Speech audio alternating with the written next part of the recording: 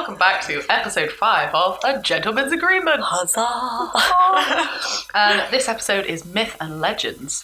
But if it's your first time listening, we just we come up with these little themes a lot and just start chatting about them, look up some stuff, find out some interesting facts. Yep. And just kind of go off on a tangent, but it's easy listening. Yeah. Hopefully you like it.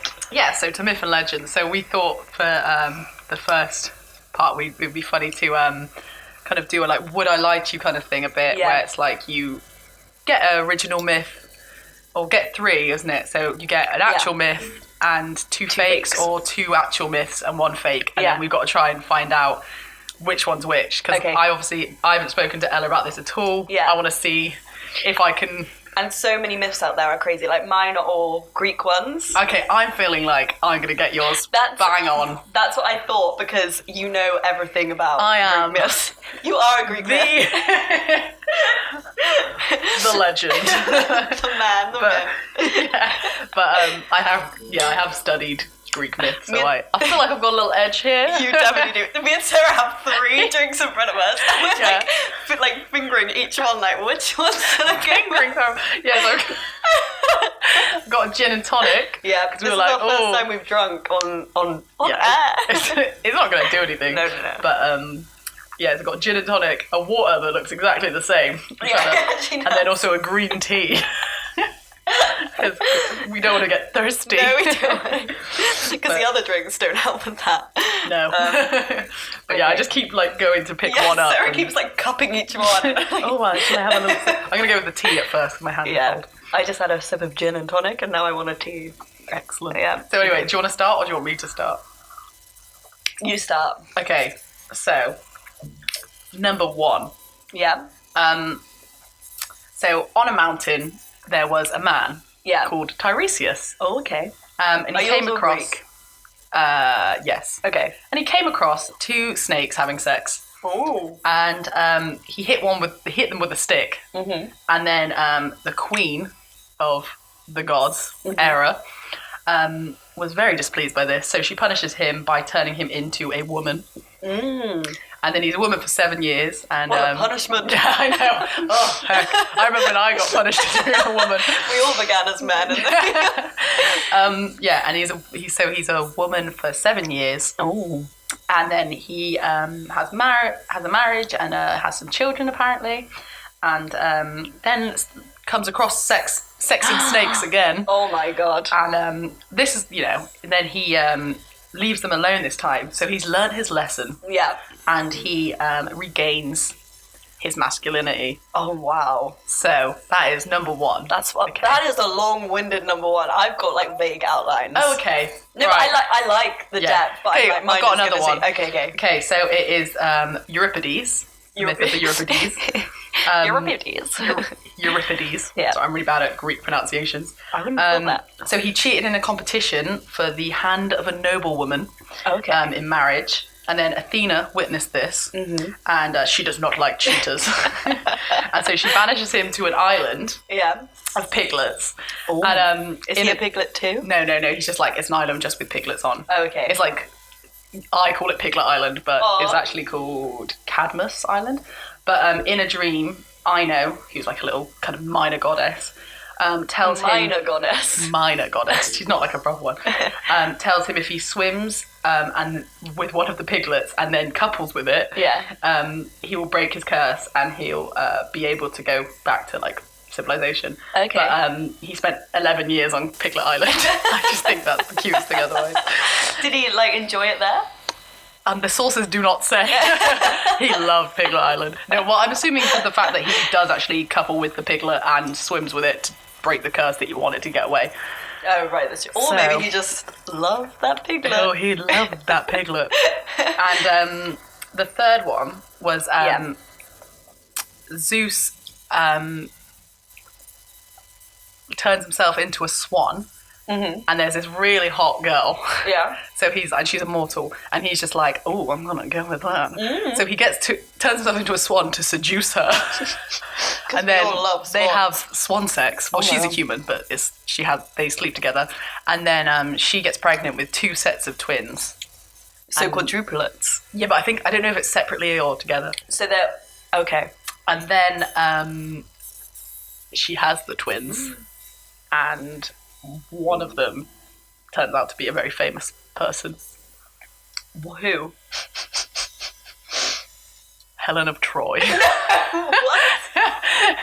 What the frick? What the frick? What the frick? I just makes me think of have you seen that vibe where he's like, oh, that hurts like a butt stick. No, what was it? Like a butt cheek on a stick. Yeah. Watch your profanity. I've seen so many vibes recently. Man. Yeah, I love that vibe. We try not to swear for all our kid listeners. The youth, our targeted youth demographic. Okay, so of those three, what do you think? So, Sex and Snakes, Piglet Island, or Swan Babies? So one's real or one's fake? One is fake. Okay, so the sex with the snakes. You can question me on these a little bit if you want, but what was the Piglet Island called again? Cadmus Island. Cadmus. See, I'm trying to find the ones where you've got the most details. Okay. So I think, even though the Swan one sounds ridiculous, I feel like because Helen of Troy is so ridiculous, it must be real. Okay. I believe that must be a true one. Even though I'm like, when did Helen of Troy even... So is it like, as soon as she had the babies, Helen of Troy came about? And she was half swan, half baby?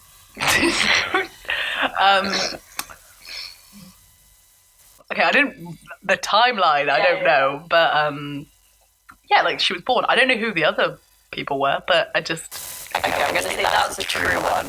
Yeah. I feel like the Piglet one would be more gruesome. Yeah, but he has to have sex with a piglet. But what? True. Like he's befriended all these little piglets on this island, and then he has to brutally have sex with one of them. Quite brutally. I don't know. That poor little squealing piglet. No,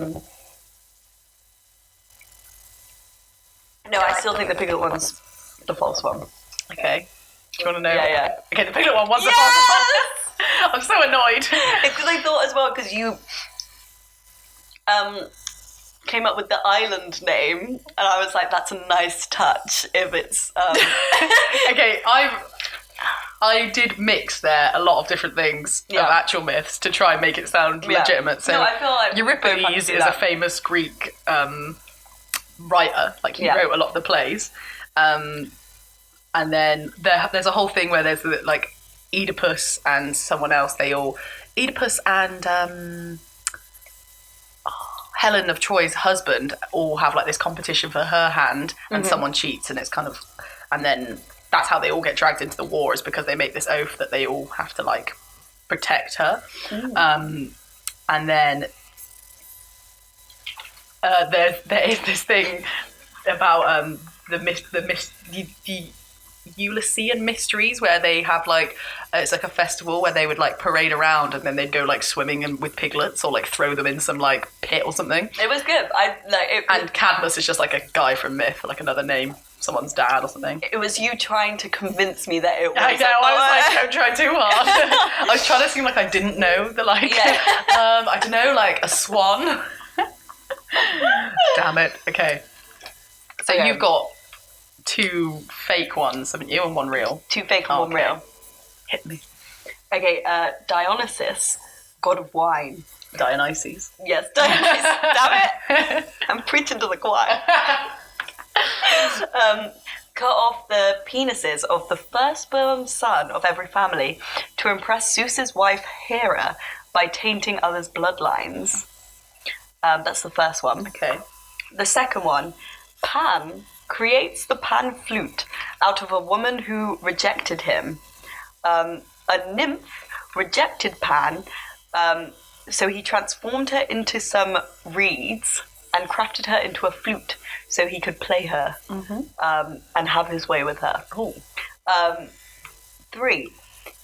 Hera would convince the lovers of Zeus to wash her feet so she could kick them off cliffs. Acting as if she was a weary traveller who needed assistance, she would then kick them in the face and plummet them to their death. So wait, so 2 of those are fake? Yeah. Because... Okay, so I know what the real one is. Do you actually? Yeah. I thought you would. I think I do, but you've taken some real ones and changed them, haven't you? Them. Yeah. Okay. Interesting. But you know which is the real. I was totally tempted to just question you and be like, oh, so what happened then? Just to hear you lie. But I would have floundered. Era did used to do the washing of the feet thing, but that's the one that you've changed. I didn't know that she washed the feet. There is something like that, but the true one is the pan. Yeah. Yeah. Pan gets spurned by like some woman and then turns her into a pan flute. Yeah.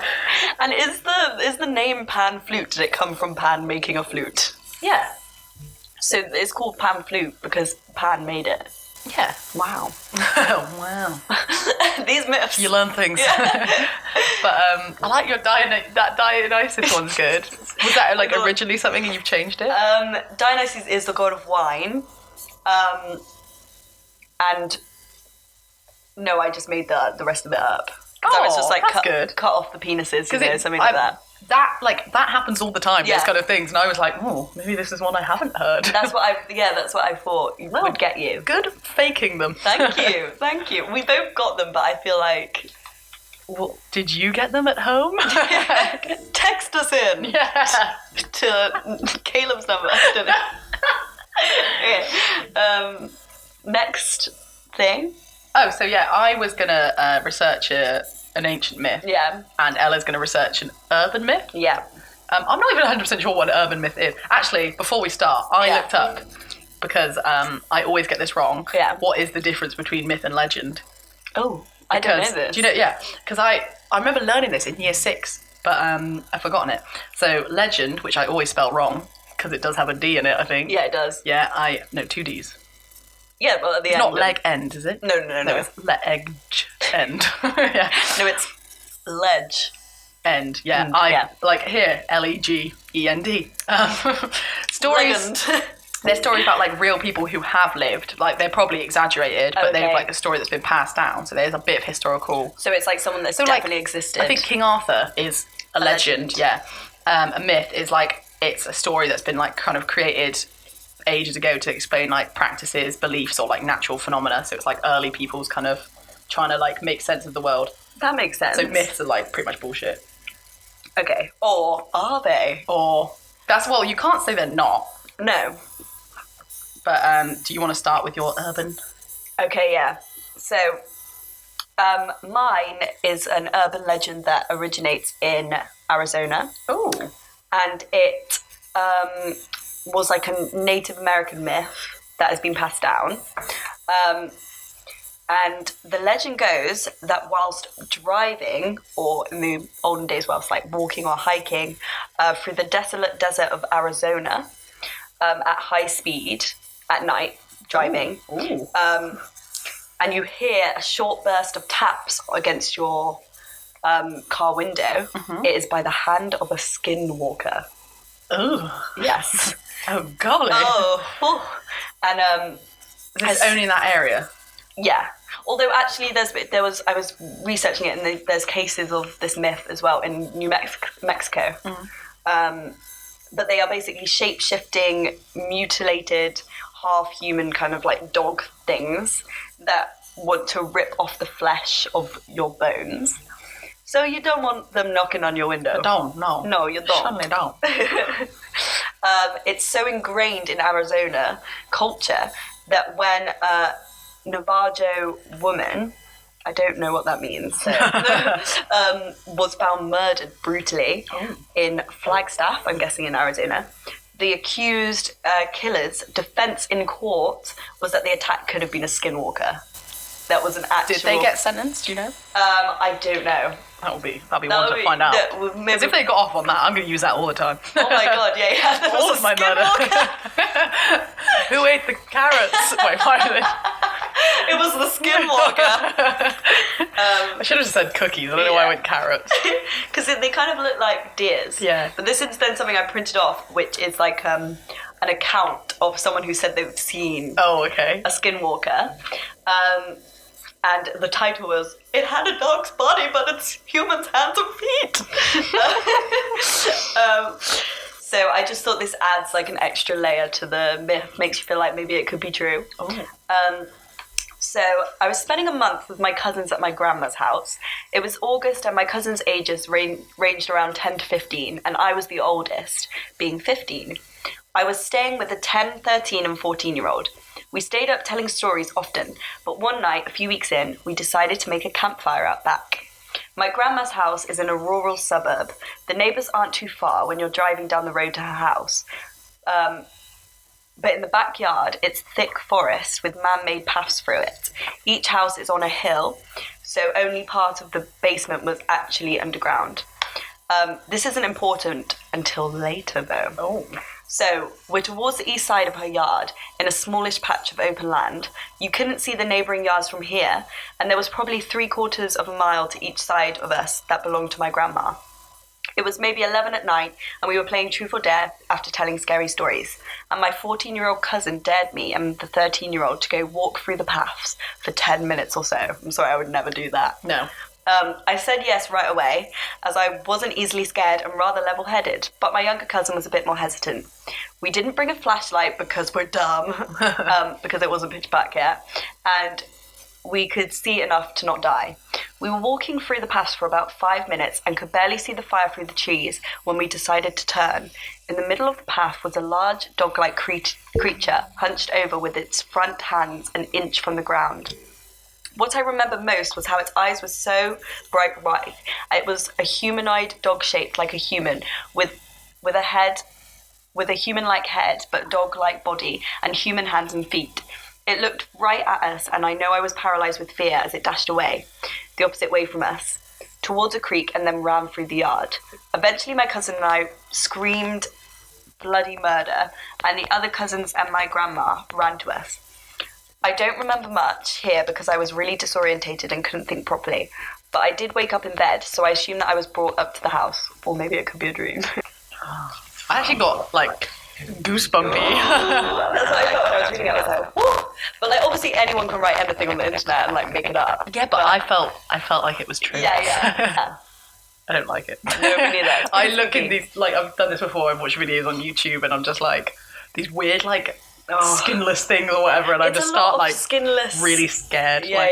Like Slender Man kind of things. Yeah, because I was searching up, like, the most popular urban legends at this moment, and Slender Man was, like, the first one. And I didn't know that was actually a legend. I thought it was just a computer game. Yeah, because I remember our boy mates talking about it when we were, like, in primary school or something like that, and I thought, oh, this is just, like, some little character they've made up. Yeah. So it's like, but then they showed me the game, and it is terrifying. Yeah, that's horrible. Give me your ancient one. My ancient myth. So I just went Greek because they're all the best ones are Greek. Yeah. I found it so hard to, like, pick one because there's, like, so many, and like, I didn't want to do one that's really, really well known. But then I also didn't want to go, like, completely just irrelevant. Yeah. So have you heard of Adonis?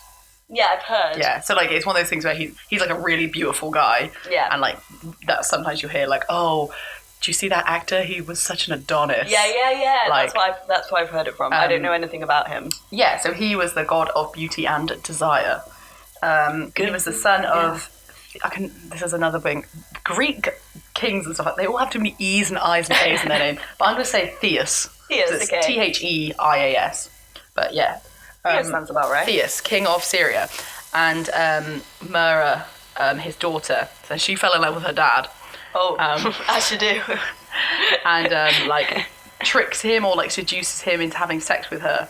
And then from that union cometh Adonis. So from the joining of the king and his daughter, I would have thought the god of weird-looking face man would, like, come out of that rather than... Yeah.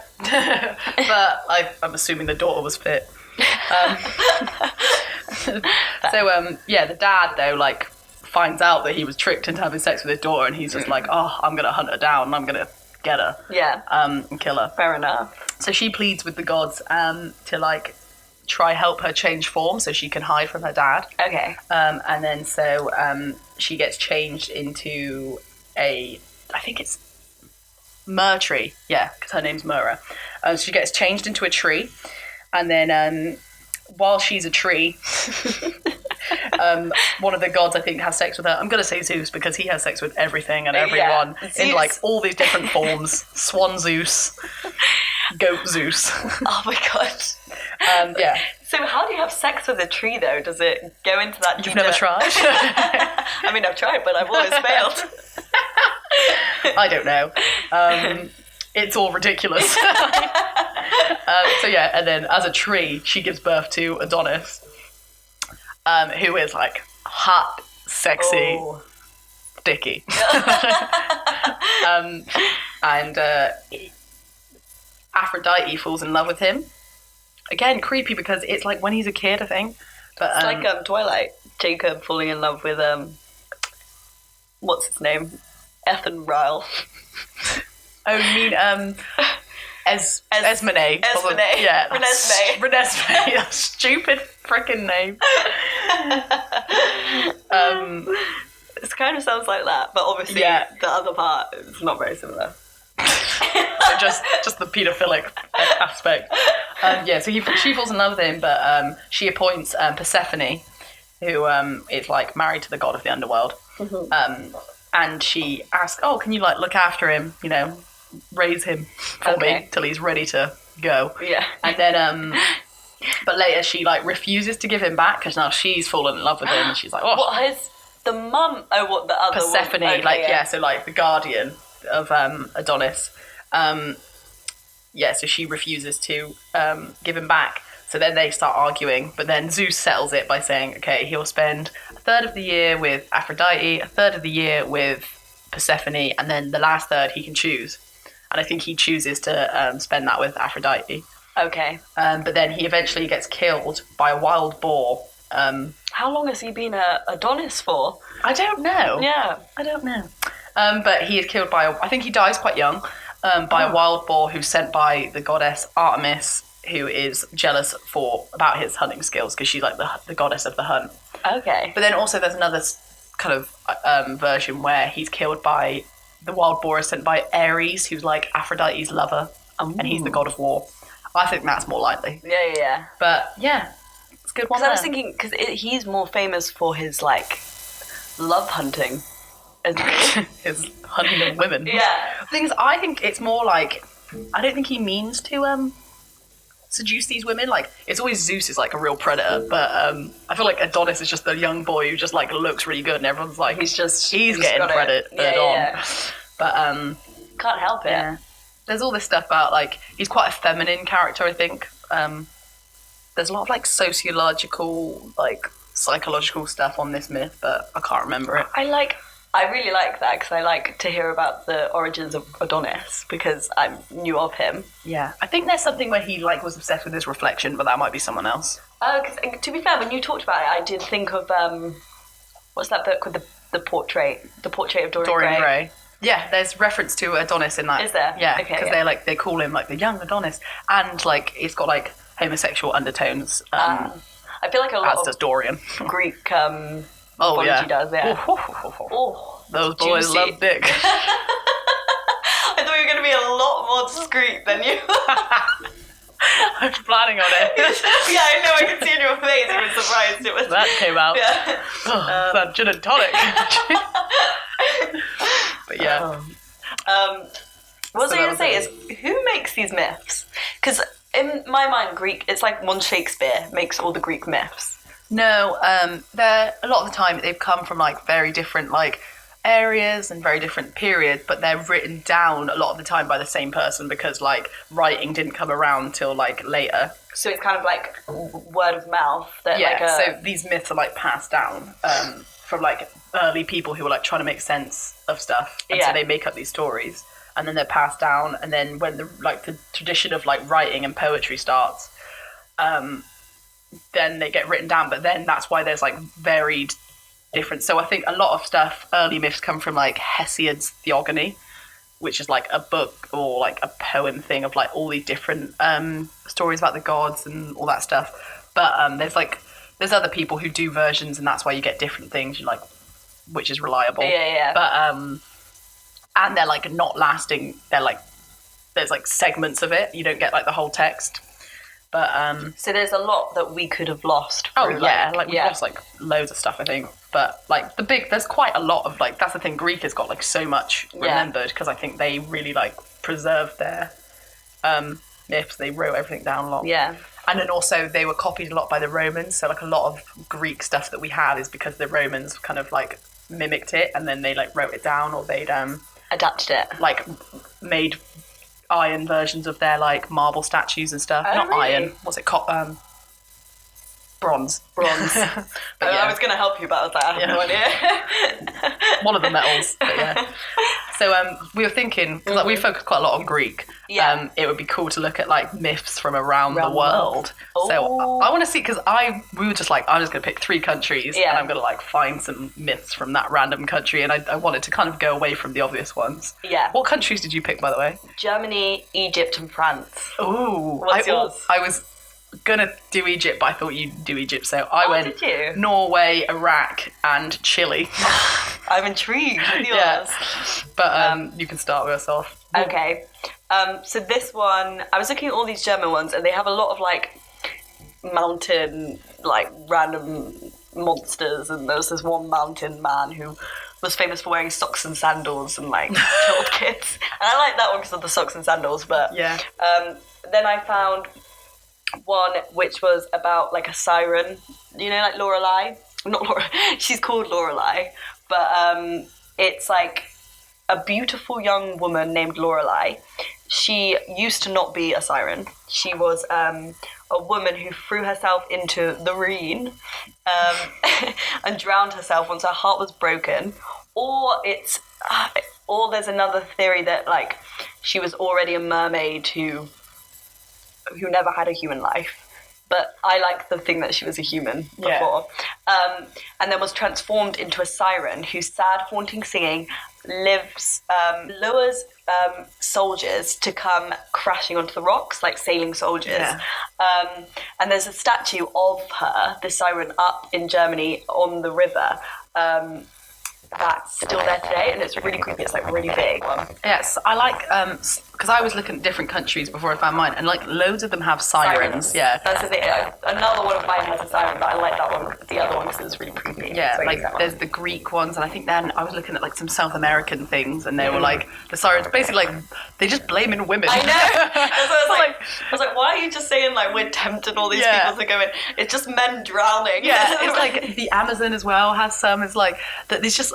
They blame all of the like, oh, that ship sank. There's probably a hot woman on the shore distracting him, and I'm like, what's that man's fault for being like, I'm just gonna forget that I'm sailing a boat and just look at this hot girl. Yeah, exactly. And there probably wasn't even. They're just wanting to make the men seem more smart than they are. Yeah, but they are just sirens are all over. Yeah, everywhere. That's interesting. What was the sock guy thing? Oh, so he was just like some mountain, like, monster guy. And he walked around and there's a picture of him in these, like, giant, clunky, like, sandals and socks. And apparently he, like, visits children when they're on and tries to tempt them up to the mountains and, like, turn them into rocks. Because when you were describing it, I have, like, images of, like, I've seen it or heard it somewhere. And you might have done it. It's, like, quite a distinct picture. It's, like... I think he's got a weird... What's his name? I can't remember. Because I was going to say, like, I feel like I've heard the name in, like, some weird, like, in Anchorman or something, and he's made, like, a jokey reference to it. Or they've been like, oh, don't let the da-da-da-da get you, or something, and I'm just, it's on the tip of my tongue. I know what you mean. If you get it, then I'll probably remember it, but no, I won't. I'm never going to get it. But it just seems, like, familiar, and it's something to do with, like, creeping, like it's like something they told kids to like scare them, so like be good. No, it was like do your homework or like Glockenstein will come get you. Exactly. But also he just kind of reminds me of like dads because he's kind of like goofy and he's got like socks and sandals. That's what I thought. He's like socks and sandals, like an awkward dad. Yeah, exactly. So I did like a Norse one because I was like, can't resist. Because obviously, I've been watching Thor again recently. Thor is like a Norse god, and Loki's Norse, and Odin. But I kind of thought, I didn't really know the stories except from the ones that are in the films, like they make reference to.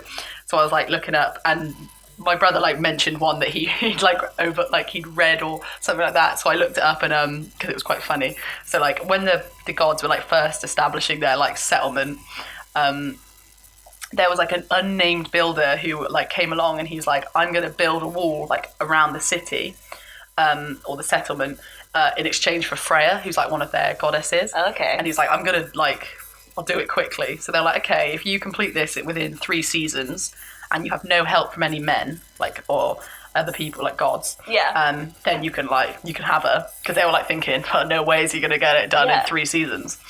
And he's like, yeah, okay, on one condition, I can use my horse, my mighty steed, and his name, is going to be funny. Savolafori. It's like Svaoilfori. I wish we still had those names, man. So I'm going to refer to him as horse. I feel like if you were Norse, if you were like, or Scandinavian, you'd know how to say that. Was it Savolafori? Savolafori. I don't know, it's Italian. But yeah, it's a very strong horse apparently. And so they start on the wall. They're making great progress. Ooh. And they're almost complete. And they've got 3 days to like till the end of the 3rd season. Yeah. And the gods are now like, shit, like we've promised him Freya. I think she's like the goddess of moon and sun. That's a good goddess. Yeah, and they're like, oh, okay, well we're gonna have, this is bad now. Fuck. And I think like Loki was one of them to like convince them to be like, yeah, like go for it, like he's never gonna do it. So they start blaming Loki. They're like, you've done something here, and he's somehow going to finish this wall. So unless you find a way to stop him being able to finish this wall, we're going to like kill you. It's dramatic, isn't it? I know, it's always like you're dead. Yeah. So Loki turns himself into like a female horse, and he comes trotting out of the woods near like where they're building the wall. This one, I like this one. And then he's like, nay. And then the like male horse is like, no. Oh my god. And then he runs after the female Loki horse into the woods. And so then the builder's like, oh no, like I'm never going to get this work done in time. But then the gods realise that the actual unnamed builder is the word for it was like, I have no idea, it's like Hrim. Hrimithus or something, which is apparently like, I think they're like elves or troll kind of things that are like the enemies of the gods in Norse mythology. And so they just get Thor to come kill him anyway. So it's like, it's actual Thor. Yeah, because they're just like, oh well, like we only made an agreement with like a guy, we didn't make it with this thing, so the agreement's is void. So Thor just comes and kills him, and then. Apparently, then Loki and the male horse have such dealings. Sex? Yes. Yeah. They have a little horse sexy. And then several months later, they like reappear. Loki gives birth to an 8-legged horse called... he's a woman horse. Loki, who turned himself into the woman horse so he can to seduce the big horse, comes and he accidentally gets pregnant and has an 8-legged horse. And the name is called like... Selfenor, but it translates to like Slippy or the Slipper. Oh. But I just love the idea of like a little horsey coming out and being like, no. And then they like go and have sex. And apparently like in the like rest of myth, it's kind of something that Loki gets like made fun of for, or like he's embarrassed or like ashamed of his like horse baby. Why would you be embarrassed about that, man? But apparently the little 8-legged horse baby turns out to be like a really good, powerful horse. Oh, well, it's all worth it, you know. Yeah, but I just thought that was that's so it's great. Also like there's so much like animal god sex in all these myths, and it just makes you think like they obviously were having it. Yeah, and they all result in pregnancy. Like there's no like, oh, they had sex and nothing came of it. It's all like, and then from there was born like the 8-legged horse beast. Yeah. But apparently it's like you can only actually get pregnant on like 5 days of your cycle, so it's very unlikely. that was that the same for horses and gods? Maybe not, I don't know. I think the gods were just like, imagine if you're a god, you can just like you have like super conception abilities, so they probably want to have like all this offspring. All the 8-legged horses they can have. Yeah. So give me your French one. My French one? Yeah. Okay, I'll do... Actually, my French one is the best one. Okay, save that till last. Okay, so the Egypt one, it's just another siren one, but it's like a more creepy siren one, so I want to speak about this one. But it's called El Nadaha is the siren, sea nymph, and it's Arabic, the name for the one who calls. She lives on the bay of the River Nile, in the like northern agricultural based areas of Egypt. And on a full moon, she will wait by the bank of the river and appear to men walking past, hypnotizing them by calling their names softly. And they will follow her into the river and drown, which is just something that it's just a hobby she likes to do. And if anyone prevents this from happening, they will be cursed, losing their mind forever, until they commit suicide, because they live in like this like living hell. Is this the Egyptian one? Yeah. Okay. Just trying to picture a context. In rural Egypt, El Nadaha, I don't really know how to pronounce it. El Nadaha. Yes. Can also call people from their homes, so like nowhere's safe. So they call this when you're being kidnapped by the siren. And so like a man can be in bed and hear like, Rodney. That famous Egyptian name. Rodney. Glenn.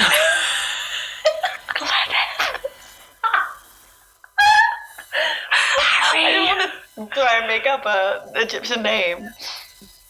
I'm trying to think of it. No, I can't think of any Egyptian names. There's got to be one. Pharaoh. No, all the Egyptian names. No, I was trying to think of the guy who's like Moses. No, it's not Moses. Who's the guy that it's Moses gets sent down the river and then he ends up being like a prince of Egypt, but he's not actually Egyptian. He was sent from the river. No, wait, I think he is Egyptian. Oh, I don't know. Okay, this is why I need the Bible on the desert island to really recap these things. I'm choosing Asnath, which is an Egyptian name. Did you just Google? Yeah. So Asnath, they whisper in his ear. And he will not follow her at that moment, but be in like a daze for 3 days straight. I'm still laughing at Rodney. Rodney. Okay. Yeah. And it will take 3 days for the cord to follow her. So he will live in like a trance for 3 days and then one day just have enough and walk out and dive into this river. Rarely, but it does happen, that El Nadaha will fall in love with one of her victims. And keep him in an underwater cave and have months of sex with him, like non-stop. Of course. Yeah, as you do. And but eventually she will get paranoid that he's going to escape, and so she'll kill him and bury his bones under the sea. Of course. And what's weird is that this legend is like prominent in Egypt, apparently. I don't want to say this just in case our Egyptian listeners are offended. I'm sorry, Asma. But most of Egypt's elderly population apparently still believe it. Or like, maybe you don't believe it, but you like old wives' tale kind of thing. Yeah. Like, it could be. Yeah, it could be real. That is spooky. Spooky. Yeah, give me yours. So it's a Mesopotamian myth, but that's like modern day Iraq. Okay. Or it's kind of like, it's like a grouping of that area, because obviously the country started to be divided up much later and stuff, so it might be a little bit into the other surrounding countries, but it's like a really, really famous one. Well, it's really, really famous in myth if you like study those myths or whatever, but I don't think most people know it, but it's called the Epic of Gilgamesh. Nope. Not the tip of my tongue. Yeah, it's cool because it's like really, really old, and we've kind of got like there's like surviving tablets that I think it was like school children used to write it out to like learn languages, and then that's how we've got it left. That's how we still have this tale, but this is like really, really old, like older than Greek. Okay. Myth, I think. So it was about Enkidu, who's like a wild man who's like created by the gods to stop Gilgamesh, who's a king and an oppressor of this city of, I think it's Uruk. So they they make this guy Enkidu to kind of challenge him, but he at first like is kind of just wild. So he sleeps with a harlot, so like a prostitute. Okay. And that makes him civilized. Oh, I never knew. And then he travels to the city of Uruk, or Uruk, where he challenges Gilgamesh to a test of strength. But he loses twice because Gilgamesh is so strong. But then they become friends. That's nice. I like the sound of Gilgamesh. Yeah. And then they're like, oh, let's go on this little journey. Yeah. And they travel for 6 days into, I think it's like the cedarwood forest. Okay.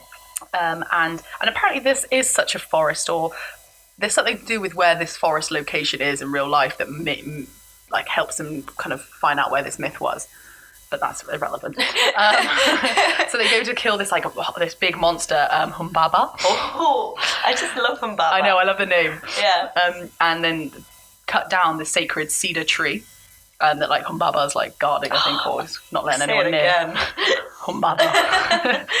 And then they succeed, and they're like, yay! And then they later kill the bull of heaven, which is sent down by Ishtar, who's like a goddess, to punish Gilgamesh because he like spurned her advances. Ooh. And as punishment, but him and Enkidu kill the bull, and as punishment, they sentence like Enkidu to death, so he gets killed. And then Gilgamesh is really sad, and he's like grieving, and then he undertakes a journey to discover the secret to eternal life.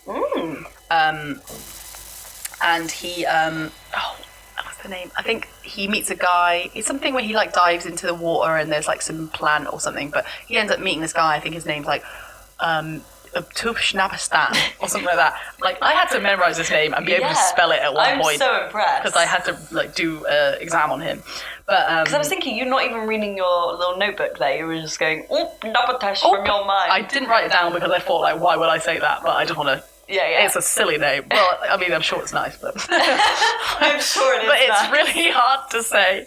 There's a lot of like consonants. Yeah. But anyway, and from him he learns that life which you look for, you will never find. For when the gods created men, they let death be his shore and life withheld in their own hands. Wow. So I thought that that's was like quite some a wisdom. very nice, yeah. Yeah, but So that's the first like actual sentence I've heard in myth legend where I'm like, that's wisdom. Wisdom, yeah. But Nash's tan. I'm butchering it. But anyway, but he Stop. Rodney. Let's just call him that. Call them all Rodney. He tells them about the great flood that's coming, and that's like another big Mesopotamian, Sumerian like myth is like the flood story, which is in like loads of different, like obviously Christian, like it's in all these different traditions. This like flood story. But that's their version of it. But anyway, so he kind of gets warned about that instead. But that's the end of Gilgamesh's story. Gilgamesh. This is like, I think it's dating from like the 3rd dynasty of which is like 2100 BC. So we're talking a long time ago. We're talking 3000. Gilgamesh really handled himself well. What year? 2000. I was like, what year is it now? That's like 4,000 years ago. Wow, that's mad. But that's crazy. Yeah, it's old. What I always think is when I think about the world, like, we only have written down, 4,000, I don't know, like, recorded, we don't have much history. Yeah. And then we think about how long the actual planet has been in existence. How long do you know?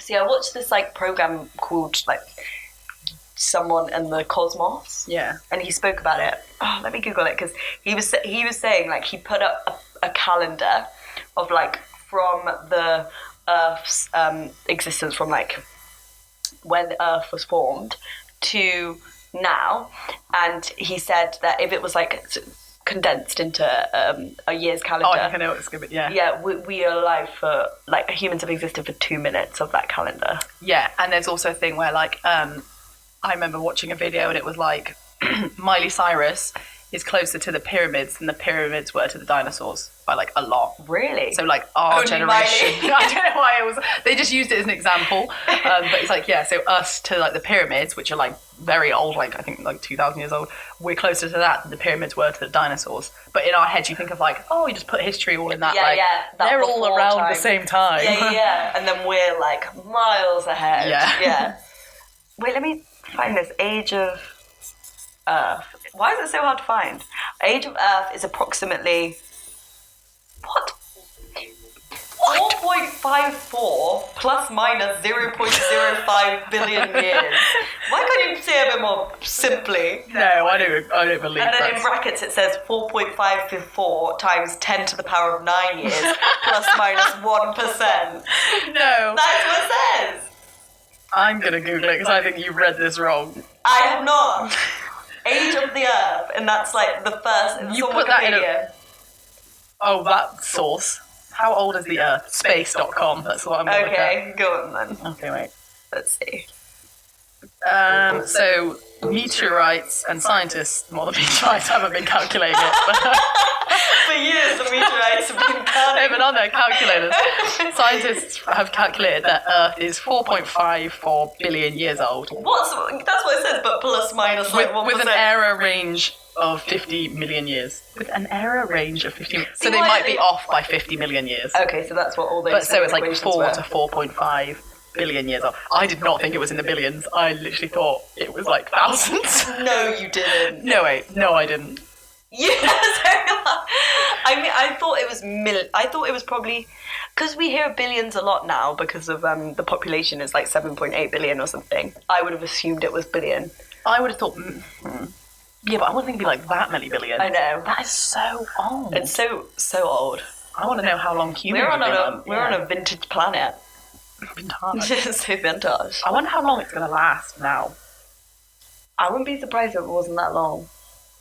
Like, I don't know, but I think that's just because like people are like morbid at the moment and like the world's like. Because like the way, like from media, I feel like the Earth's going to end in my lifetime. Yeah, same. I think there's going to be apocalypse. Like, I'm like planning. You're planning. Yeah. So you're going to bring your matches. Yeah. And No, your now I'm Lilo. bringing my flint. Yeah. And my life straw. Humans only evolved about 200,000 years ago. Oh, so that's a lot longer than I thought it'd be. I thought it'd be like civilization that we, as we know it, is only about 6,000 years old. Yeah, from the recorded history. But like early, I think that's like the evolution of humans come from like, God, It's crazy, isn't it? we old. We are so old. That's crazy. But it's weird thinking that like our bloodline originated like somewhere around then. Like there was someone at that time who lived in order for us to live right now. It's weird as well thinking like what I can't remember what I was going to Yeah, say. I had a really like I saw it leave your head like as soon as it was said. a really philosophical idea. No, that was it. It's not that good. I was just thinking like, what were people doing for all the years where it wasn't recorded? I really want to know because Having sex with animals by the sounds of it. for sure, and like some weird stuff. Probably because it wasn't getting recorded, they were like, I don't care. We can It's do like, anything. yeah, like we were saying with the last episode, if you're on the island and no one's going to see, No one you will just get drunk. Exactly. You could do whatever you want. But then I feel like on the island, I would imagine like somehow someone finding out and then like 30 years later there's a film about me. Yeah, and it's like Truman Show. Yeah. Let's hear your French one then, because I was going to look into French because I was like, I feel like France can be creepy, but I think that's because I watched that program called like, and it was about the kids that were all dead and they came back to life. And it was like a French, like south of France. Yeah, but I can't remember what it's called. Like the under, I don't know. Yeah. But anyway, yep, moving on. France. So this one, apparently, legend has it that the original Sweeney Todd was from Paris during the 14th century, and he was an actual man.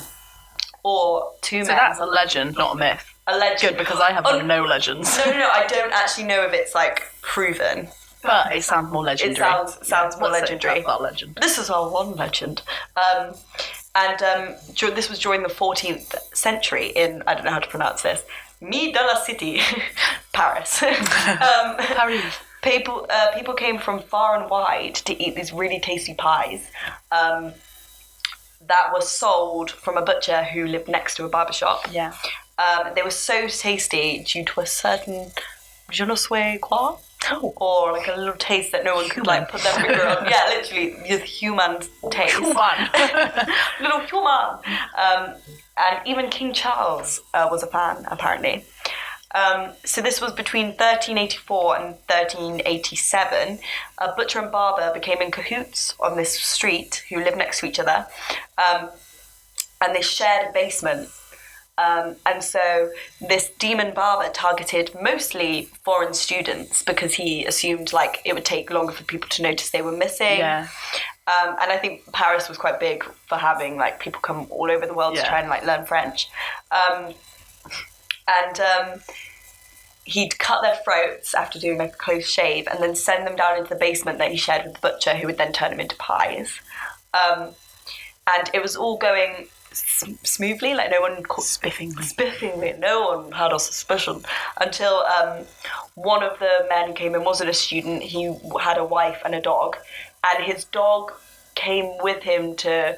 Or, like, the dog was, like, going around the streets while he was in the barber's. Mm-hmm. And when he never came out, the dog sat outside of the barber's, barking. And the wife got suspicious, like, my husband's gone missing, this dog keeps going back to this barber's and barking.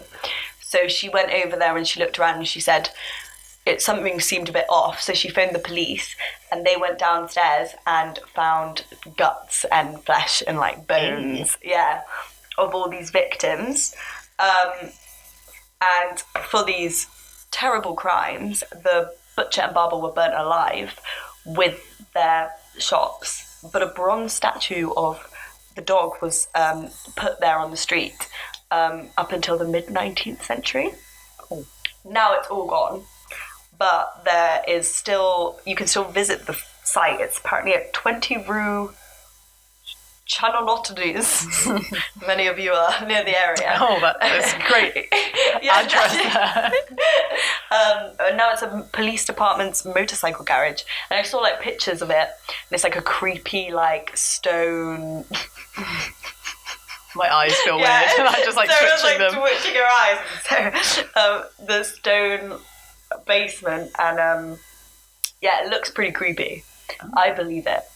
Yeah, I feel like it's got to come from somewhere. Yeah, and why not Paris? Paris? I think in the film there's something about Paris. Is it? Yeah. It's set in London, isn't it? I think he goes to Paris or something. Or, I don't know, there's something where he goes between Paris and London. It's not hard to get between them. Thank you for telling us that. There's the Eurostar.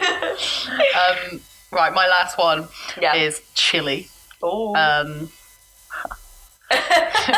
It's not chili. Oh. So pretty hot. Apparently, a firstborn was sold by his parents, which is horrible. Yeah. On the before the 9th day of his life, to a member of the Center Committee, which is like a special guild of warlocks. From like Chilean folklore. Apparently, the baby was like deformed with dislocated limbs. And that's why they sold it. That's so sad. I don't know if that's why they sold it or that's what the warlocks did to it. But yeah. And then 2 months later, his tongue was forked. So they cut his tongue. And the warlock began the process of turning the baby's head 180 degrees. Who are these warlocks? I know, they're horrible. Things, yeah. And then they finally cut under the right shoulder and inserted the right hand into the gap and then sewn it up. So I could only right shoulder. So I can only imagine it was like a chicken arm. Like this. Yeah. So like, arm across the back. And it healed. And then I think it's called the Imbunchi, became the guardian of a cave.